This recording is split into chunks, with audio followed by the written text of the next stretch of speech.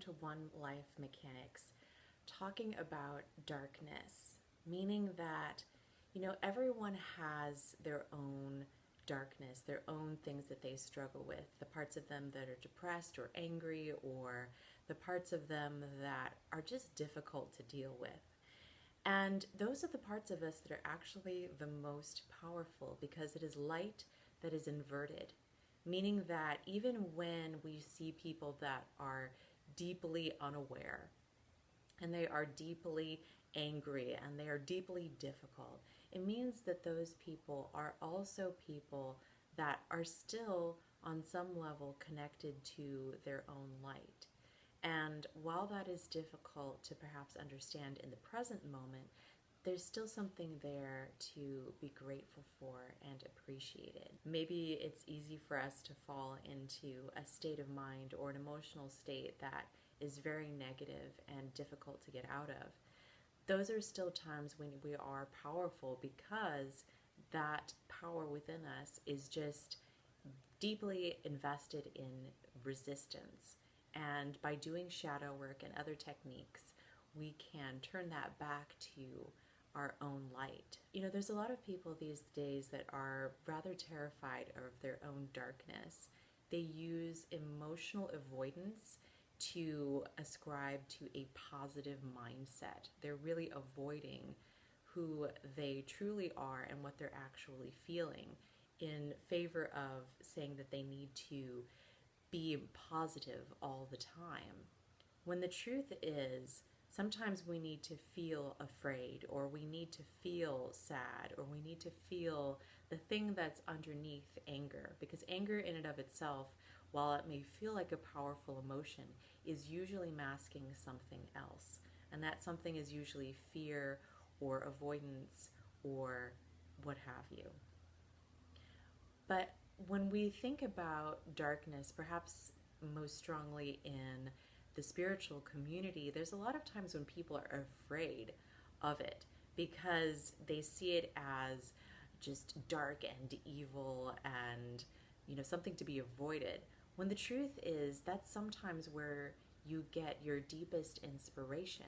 Those that are truly adepts at shadow work are people that have strong, deep roots. What is a tree without roots? You can reach towards the light all you want to, but in the end, the deepest power and all the nutrients come from the darkness and possibly the darkness within. When we choose to look into our deepest aspects and we choose our highest intention, only the best things can result. When we go into the depths of shadow work, when we really look at ourselves and really take a hard look as to why we're acting the way we're acting, what we find is the power to really feel something that's difficult to feel. And in the process of that feeling, when we find that emotional release, however it is that we do that, either through breath work or yoga or meditation or shadow work, counseling, whatever way you find that strength to look within and to let something go, that's the moment when you regain your own power and allow yourself to feel more deeply into the present moment. You can be more present, you can be more here because you let go of a defense mechanism or resistance or a piece of fear. So what is shadow work in the sense of spiritual furtherment for your own growth? I would say that it's really the effort, because sometimes it is an effort, of looking at the things that really upset us and trigger us. Triggering meaning that something happens in your day and it upsets you, or you start having a conversation in your head with someone over something. That's a moment when you're triggered. And the first step to shadow work is just noticing that you're triggered and allowing yourself to feel into that space without really reacting, but really to observe. The second part of shadow work is to feel your feeling and to really get into that, to just sit for a moment by yourself and allow yourself to feel. And then to ask yourself, when was the first time I felt this way?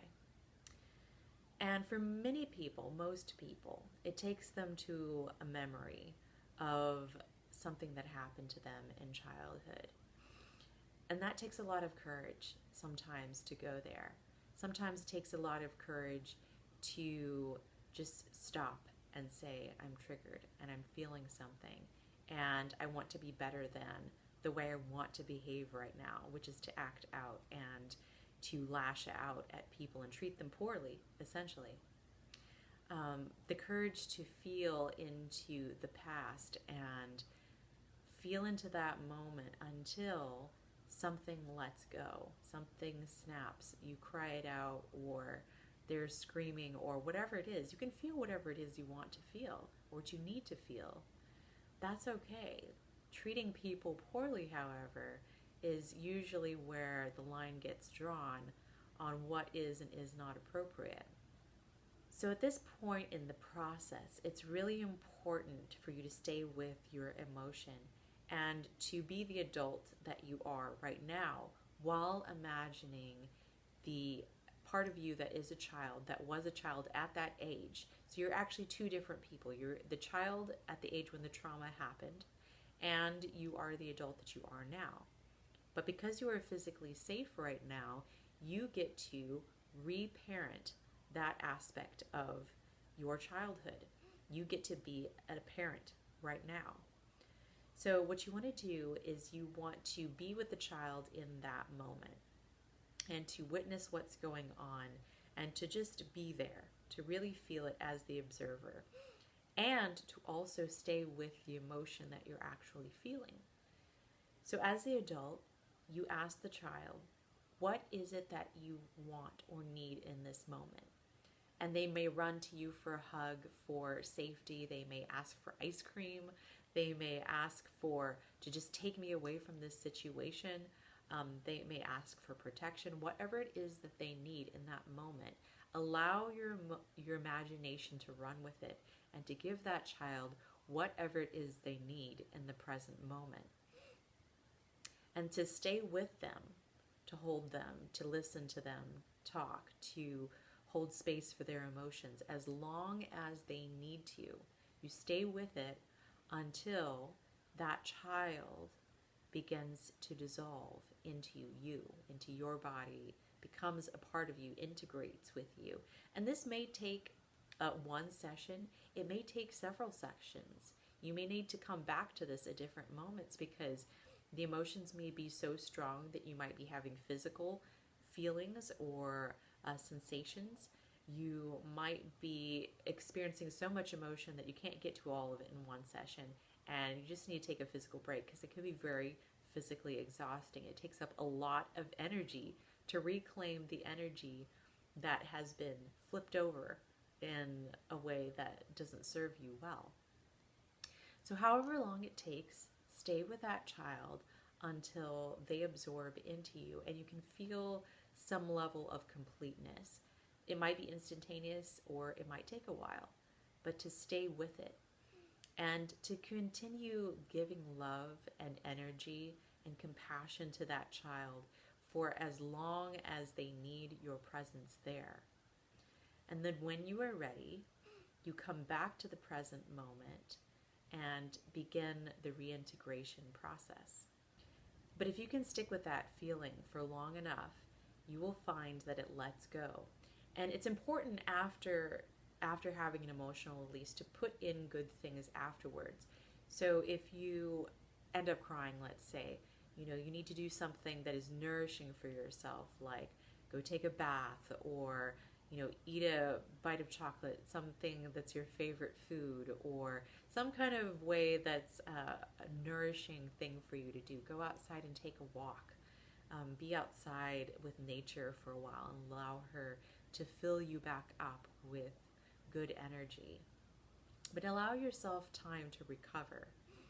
And in the process of finding those difficult to feel emotions, you will find your own power.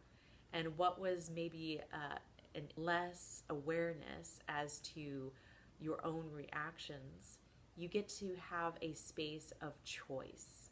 From that moment on, you get to choose how you react to a stimulus or a situation or a person. And maybe that thing doesn't even trigger you anymore after that moment. Maybe after that, you just observe and go, I don't know why that upset me so much before. But it's because there's a part of your child self that was being neglected or hurt or not protected or misinterpreted or just mistreated in some way. And by you choosing to reparent yourself and choosing to be there for that child in any way that they need, then you are able to stand up again with greater strength than you had before. So this is a moment to really allow yourself to feel into that past moment and let it go. Once you have done that, it becomes like this almost like empty or refreshed feeling of seeing the world through new eyes. And at that moment, that's when you are most likely to experience more of yourself, more of your abilities, more of your gifts, more of your creativity. And as you recover the next few days into the shadow work, you will find that some aspect of joy or strength returns to you. And sometimes this process is a lot easier done with a counselor or a shadow work expert, or if you're having some kind of like a spiritual coach or teacher, mentor that you work with. Sometimes it's a lot easier to do this work in the company of someone else when they are able to hold space for you and when they are able to help you stay accountable to that feeling in the moment so that you don't leave it. So that's another big pitfall, is a lot of times people will feel something and then immediately run away from what they were feeling and abandon that feeling, or they will suppress it. They will actually suppress the original feeling that they were experiencing so that they can continue living in a place of unawareness of their own pain. So those are the steps of shadow work, which is to notice that you're triggered, step one. Then to feel your feelings deeply, to ask yourself, when was the first time I felt this emotion? To be there for yourself as an adult and to reparent yourself. And then to integrate that experience into your everyday world and to fill yourself with positive energy afterwards. So I hope that these techniques have been helpful to your experience. Shadow work is a very broad topic and can take many different forms, but certainly reparenting is one of the most effective. So thank you so much for watching. Thank you for really investing the time and energy to heal yourself, and I will see you next time on One Life Mechanics.